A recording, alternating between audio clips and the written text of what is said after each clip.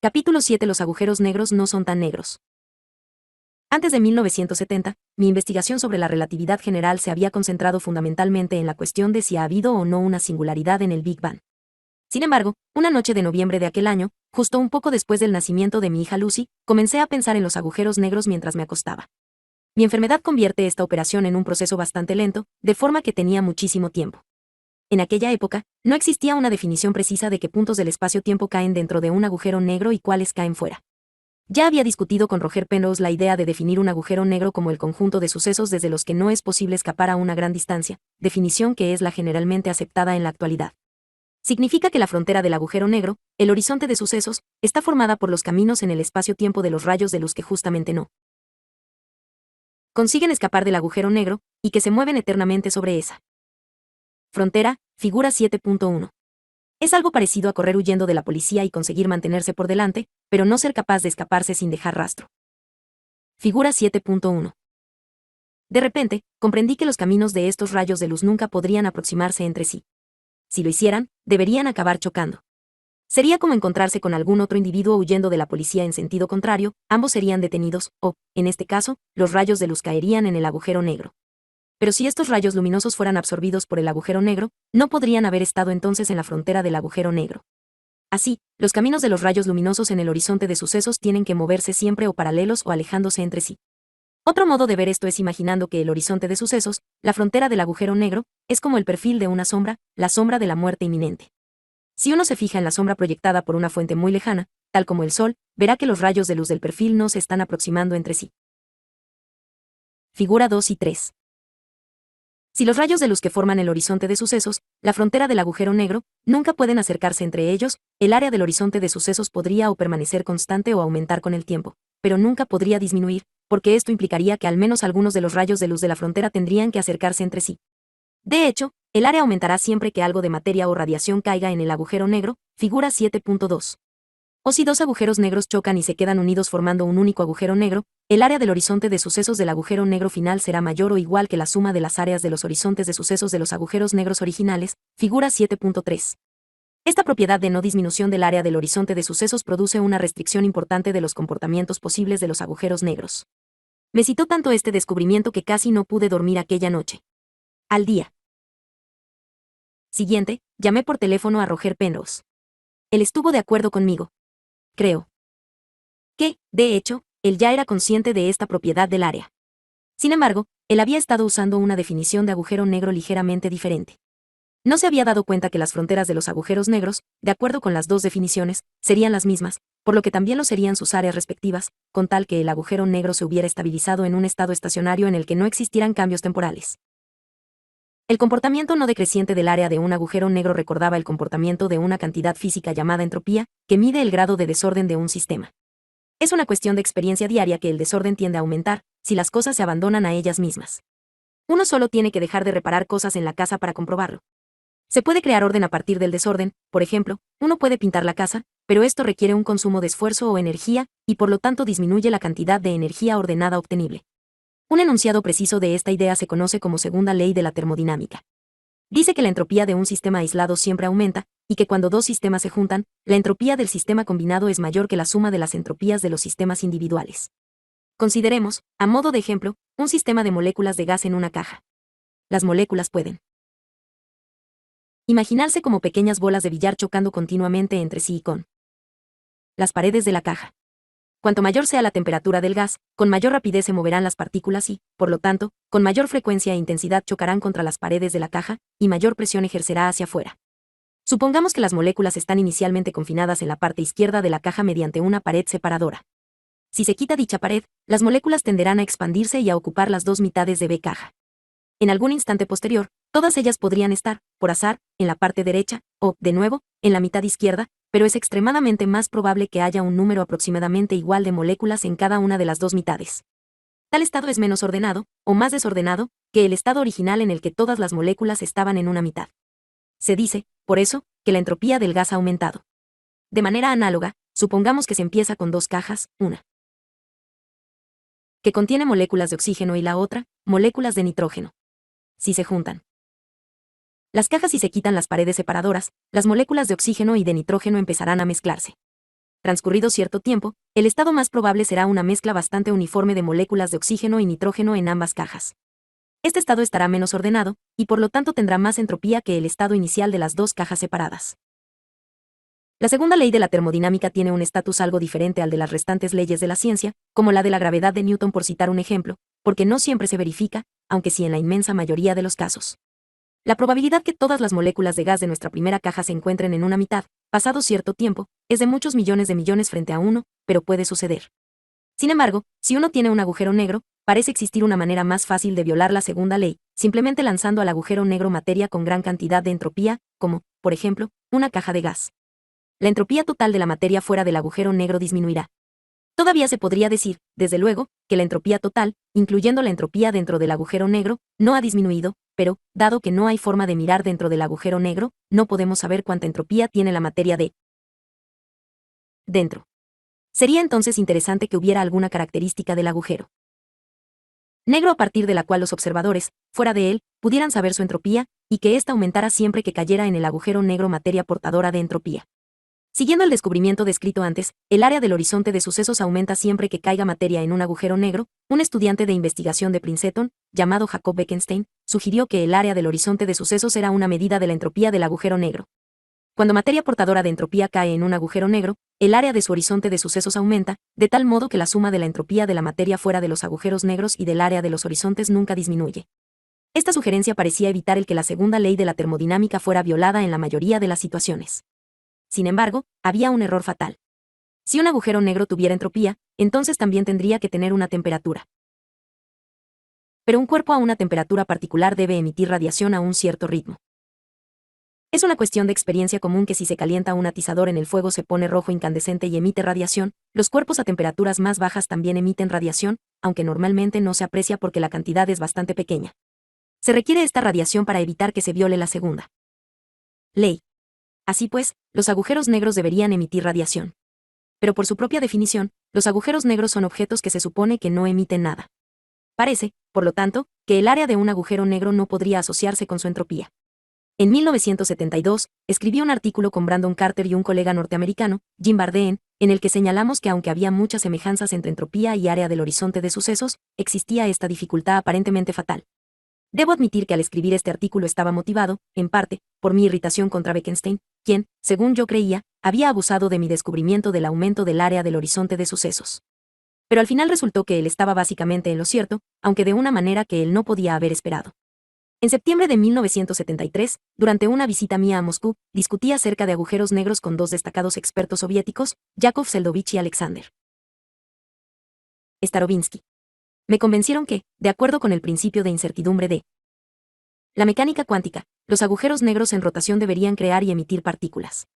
Acepté sus argumentos por motivos físicos, pero no me gustó el modo matemático como habían calculado la emisión. Por esto, emprendí la tarea de idear un tratamiento matemático mejor, que describí en un seminario informal en Oxford, a finales de noviembre de 1973. En aquel momento, aún no había realizado los cálculos para encontrar cuánto se emitiría realmente. Esperaba descubrir exactamente la radiación que Seldovich y Starobinsky habían predicho para los agujeros negros en rotación. Sin embargo, cuando hice el cálculo, encontré, para mi sorpresa y enfado, que incluso los agujeros negros sin rotación deberían crear partículas a un ritmo estacionario. Al principio pensé que esta emisión indicaba que una de las aproximaciones que había usado no era válida. Tenía miedo que si Bekenstein se enteraba de esto, lo usara como un nuevo argumento para apoyar su idea acerca de la entropía de los agujeros negros, que aún no me gustaba.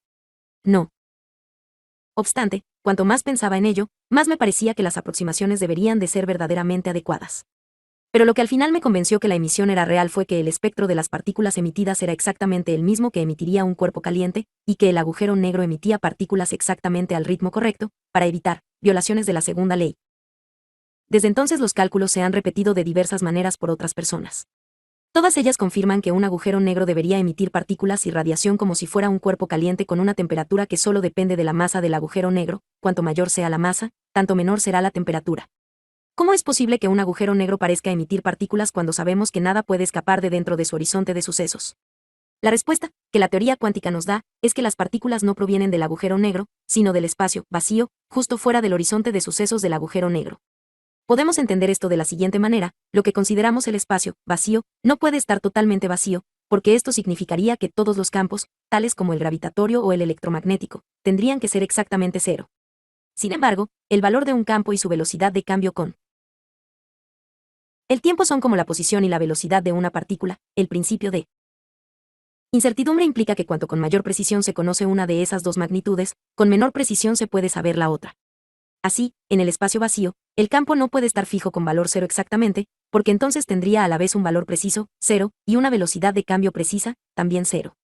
Debe haber una cierta cantidad mínima debido a la incertidumbre, o fluctuaciones cuánticas, del valor del campo. Uno puede imaginarse estas fluctuaciones como pares de partículas de luz o de gravedad que aparecen juntas en un instante determinado, se separan, y luego se vuelven a juntar, aniquilándose entre sí.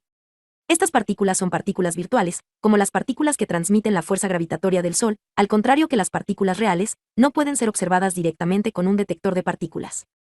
No obstante, sus efectos indirectos, tales como pequeños cambios en las energías de las órbitas electrónicas en los átomos, pueden ser medidos y concuerdan con las predicciones teóricas con un alto grado de precisión. El principio de incertidumbre también predice que habrá pares similares de partículas materiales virtuales, como electrones o quarks. En este caso, sin embargo, un miembro del par será una partícula y el otro una antipartícula. Las antipartículas de la luz y de la gravedad son las mismas que las partículas. Como la energía no puede ser creada de la nada, uno de los componentes de un par partícula/diagonal antipartícula tendrá energía positiva y el otro energía negativa. El que tiene energía negativa está condenado a ser una partícula virtual de vida muy corta, porque las partículas reales siempre tienen energía positiva en situaciones normales. Debe, por lo tanto, buscar a su pareja y aniquilarse con ella. Pero una partícula real, cerca de un cuerpo masivo, tiene menos energía que si estuviera lejos, porque se necesitaría energía para alejarla en contra de la atracción gravitatoria de ese cuerpo. Normalmente, la energía de la partícula aún sigue siendo positiva, pero el campo gravitatorio dentro de un agujero negro es tan intenso que incluso una partícula real puede tener allí energía negativa. Es, por lo tanto, posible, para la partícula virtual con energía negativa, si está presente un agujero negro, caer en el agujero negro y convertirse en una partícula o antipartícula real. En este caso, ya no tiene que aniquilarse con su pareja. Su desamparado compañero puede caer a sí mismo en el agujero negro. O, al tener energía positiva, también puede escaparse de las cercanías del agujero negro como una partícula o antipartícula real, figura 7.4. Para un observador lejano, parecerá haber sido emitida desde el agujero negro. Cuanto más pequeño sea el agujero negro, menor será la distancia que la partícula con energía negativa tendrá que recorrer antes de convertirse en una partícula real y, por consiguiente, mayores serán la velocidad de emisión y la temperatura aparente del agujero negro. La energía positiva de la radiación emitida sería compensada por un flujo hacia el agujero negro de partículas con energía negativa. Por la ecuación de Einstein igual a mc2, en donde es la energía, m, la masa y c, la velocidad de la luz, sabemos que la energía es proporcional a la masa. Un flujo de energía negativa hacia el agujero negro reduce, por lo tanto, su masa. Conforme el agujero negro pierde masa, el área de su horizonte de sucesos disminuye, pero la consiguiente disminución de entropía del agujero negro es compensada de sobra por la entropía de la radiación emitida, y, así, la segunda ley nunca es violada. Figura 7.4. Además, cuanto más pequeña sea la masa del agujero negro, tanto mayor será su temperatura. Así, cuando el agujero negro pierde masa, su temperatura y su velocidad de emisión aumentan y, por lo tanto, pierde masa con más rapidez.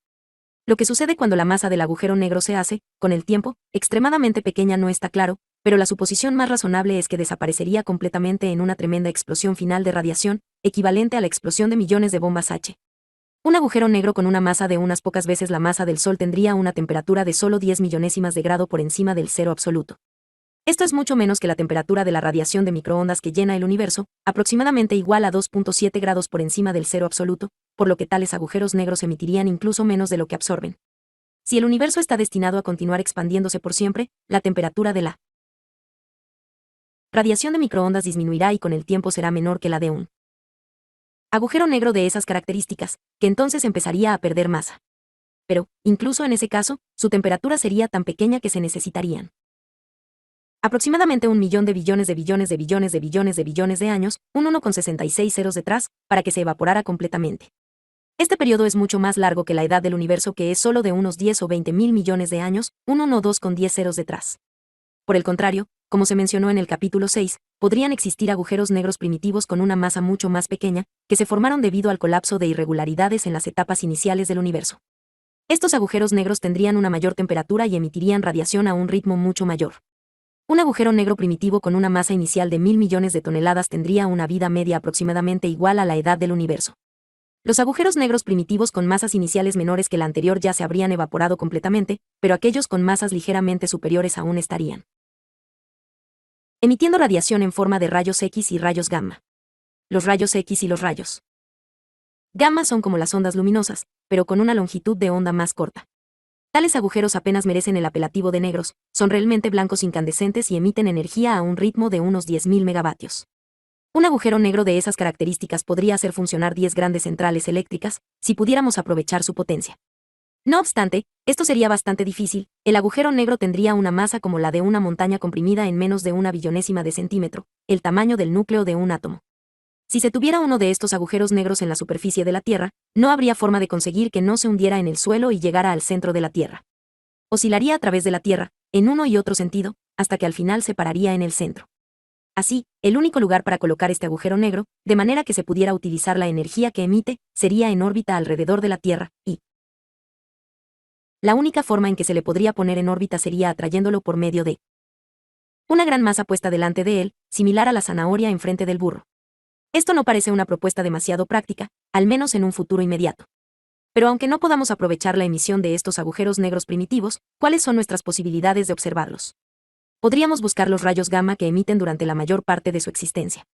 A pesar que la radiación de la mayor parte de ellos sería muy débil, porque estarían muy lejos, el total de todos ellos sí que podría ser detestable. Podemos observar este fondo de rayos gamma. La figura 7.5 muestra cómo difiere la intensidad observada con la predicha a diferentes frecuencias, el número de ondas por segundo. Sin embargo, este fondo de radiación podría haber sido generado, y probablemente lo fue, por otros procesos distintos a los de los agujeros negros primitivos. La línea a trazos de la figura 7.5 muestra cómo debería variar la intensidad con la frecuencia para rayos gamma producidos por agujeros negros primitivos, si hubiera, por término medio, 300 por año luz cúbico. Se puede decir, por lo tanto, que las observaciones del fondo de rayos gamma no proporcionan ninguna evidencia positiva de la existencia de agujeros negros primitivos, pero nos dicen que no puede haber más de 300 por cada año luz cúbico en el universo. Este límite implica que los agujeros negros primitivos podrían constituir como mucho la millonésima parte de la materia del universo. Figura 7.5. Al ser los agujeros negros primitivos así de escasos, parecería improbable que existiera uno lo suficientemente cerca de nosotros como para poder ser observado como una fuente individual de rayos gamma. Sin embargo, dado que la gravedad atraería a los agujeros negros hacia la materia, estos deberían de estar, en general, alrededor y dentro de las galaxias. Así, a pesar que el fondo de rayos gamma nos dice que no puede haber, por término medio, más de 300 agujeros negros primitivos por año luz cúbico, no nos dice nada de cuántos puede haber en nuestra propia galaxia. Si hubiera, por ejemplo, 1.000.000 de veces más que por término medio, entonces el agujero negro más cercano estaría a una distancia de unos 1.000 millones de kilómetros, o, aproximadamente, a la misma distancia que Plutón, el más lejano de los planetas conocidos. A esta distancia, aún sería muy difícil detectar la emisión estacionaria de un agujero negro, incluso aunque tuviera una potencia de 10.000 megavatios. Para asegurar que se observa un agujero negro primitivo se tendrían que detectar varios cuantos de rayos gamma provenientes de la misma dirección en un espacio de tiempo razonable, por ejemplo, una semana. De otra forma, podrían ser simplemente parte de la radiación de fondo. Pero el principio de cuantificación de Planck nos dice que cada cuanto de rayos gamma tiene una energía muy alta, porque los rayos gamma poseen una frecuencia muy elevada, de forma que no se necesitarían muchos cuantos para radiar una potencia de 10.000 megavatios. Para observar los pocos cuantos que llegarían desde una distancia como la de Plutón se requeriría un detector de rayos gamma mayor que cualquiera de los que se han construido hasta ahora. Además, el detector debería de estar en el espacio, porque los rayos gamma no pueden traspasar la atmósfera. Desde luego que si un agujero negro tan cercano como Plutón llegara al final de su existencia y explotara, sería fácil detectar el estallido final de radiación. Pero si el agujero negro ha estado emitiendo durante los últimos 10 o 20.000 millones de años, la probabilidad que llegue al final de su vida durante los próximos años, ¿ves que lo hubiera hecho hace millones de años, o que lo hiciera dentro de millones de años, es bastante pequeña? Así, para poder tener una probabilidad razonable de ver una explosión antes que la beca de investigación se nos acabe, tendremos que encontrar un modo de detectar cualquier explosión que ocurra a menos de un año luz. Aún se necesitaría disponer de un gran detector de rayos gamma para poder observar varios cuantos de rayos gamma provenientes de la explosión. En este caso, sin embargo, no sería necesario determinar que todos los cuantos vienen de la misma dirección, sería suficiente observar que todos llegan en un intervalo de tiempo muy corto, para estar razonablemente seguros que todos provienen de la misma explosión. Un detector de rayos gamma capaz de encontrar agujeros negros primitivos es la atmósfera terrestre entera. De cualquier modo, es improbable que seamos capaces de construir un detector mayor. Cuando un cuanto de rayos gamma de alta energía choca con los átomos de nuestra atmósfera, crea pares de electrones y positrones, antielectrones. Cuando estos chocan con otros átomos, crean a su vez más pares de electrones y positrones, de forma que se obtiene lo que se llama una lluvia de electrones. El resultado es una forma de luz conocida como radiación de Cherenkov. Se pueden, por lo tanto, detectar impactos de rayos gamma buscando destellos luminosos en el cielo nocturno. Por supuesto que existen diversidad de fenómenos distintos, como rayos de tormentas y reflexiones de la luz solar en satélites orbitales y desechos espaciales, que también dan lugar a destellos en el cielo. Los impactos de rayos gamma se pueden distinguir de estos efectos observando los destellos en dos o más lugares ampliamente separados. Una investigación de este tipo fue llevada a cabo por dos científicos de Dublín, Neil Porter y Trevor Weeks, que usaron telescopios en Arizona. Encontraron cierto número de destellos, pero ninguno que pudiera ser asociado, sin lugar a dudas, a impactos de rayos gamma provenientes de agujeros negros primitivos. Aunque la búsqueda de agujeros negros primitivos resulte negativa, como parece ser que puede ocurrir, aún nos dará una valiosa información acerca de los primeros instantes del universo. Si el universo primitivo hubiese sido caótico o irregular, o si la presión de la materia hubiese sido baja, se habría esperado que se produjeran muchos más agujeros negros primitivos que el límite ya establecido por nuestras observaciones de la radiación de fondo de rayos gamma. Solo el hecho que el universo primitivo fuera muy regular y uniforme, con una alta presión, puede explicar la ausencia de una cantidad observable de agujeros negros primitivos. La idea de la existencia de radiación proveniente de agujeros negros fue el primer ejemplo de una predicción que dependía de un modo esencial de las dos grandes teorías de nuestro siglo, la relatividad general y la mecánica cuántica. Al principio, levantó una fuerte oposición porque trastocó el punto de vista existente, como ¿puede un agujero negro emitir algo? Cuando anuncié por primera vez los resultados de mis cálculos en una conferencia dada en el laboratorio Rutherford, Appleton, en las cercanías de Oxford, fui recibido con gran incredulidad. Al final de la charla, el presidente de la sesión, John G. Taylor del King's College de Londres, afirmó que mis resultados no tenían ningún sentido. Incluso escribió un artículo en esta línea. No obstante, al final, la mayor parte de los científicos, incluido John Taylor, han llegado a la conclusión que los agujeros negros deben radiar igual que cuerpos calientes, si todas nuestras otras ideas acerca de la relatividad general y de la mecánica cuántica son correctas. Así, a pesar que aún no hemos conseguido encontrar un agujero negro primitivo, existe un consenso bastante general que si lo encontráramos tendría que estar emitiendo una gran cantidad de rayos gamma y de rayos X. La existencia de radiación proveniente de agujeros negros parece implicar que el colapso gravitatorio no es tan definitivo e irreversible como se creyó.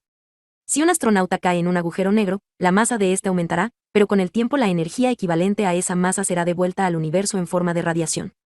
Así, en cierto sentido, el astronauta será reciclado. Sería, de cualquier manera, un tipo irrelevante de inmortalidad, porque cualquier sensación personal de tiempo del astronauta se habría acabado, casi seguro, al ser este despedazado dentro del agujero negro. Incluso los tipos de partículas que fueran emitidos finalmente por el agujero negro serían en general diferentes de aquellos que formaban parte del astronauta. La única característica del astronauta que sobreviviría sería su masa o energía. Las aproximaciones que usé para derivar la emisión de agujeros negros deben de ser válidas cuando el agujero negro tiene una masa mayor que una fracción de un gramo. A pesar de ello, fallarán al final de la vida del agujero negro cuando su masa se haga muy pequeña. El resultado más probable parece que será que el agujero negro simplemente desaparecerá, al menos de nuestra región del universo, llevándose con él al astronauta y a cualquier singularidad que pudiera contener, si en verdad hay alguna. Esto fue la primera indicación que la mecánica cuántica podría eliminar las singularidades predichas por la teoría de la relatividad. Sin embargo, los métodos que otros científicos y yo utilizábamos en 1974 no eran capaces de responder a cuestiones como la de si debían existir singularidades en la gravedad cuántica. A partir de 1975, comencé a desarrollar una aproximación más potente a la gravedad cuántica basada en la idea de Feynman de suma sobre las historias posibles. Las respuestas que esta aproximación sugiere para el origen y destino del universo y de sus contenidos, tales como astronautas, serán descritas en los dos capítulos siguientes. Se verá que, aunque el principio de incertidumbre establece limitaciones sobre la precisión de nuestras predicciones, podría al mismo tiempo eliminar la incapacidad de predicción de carácter fundamental que ocurre en una singularidad del espacio-tiempo.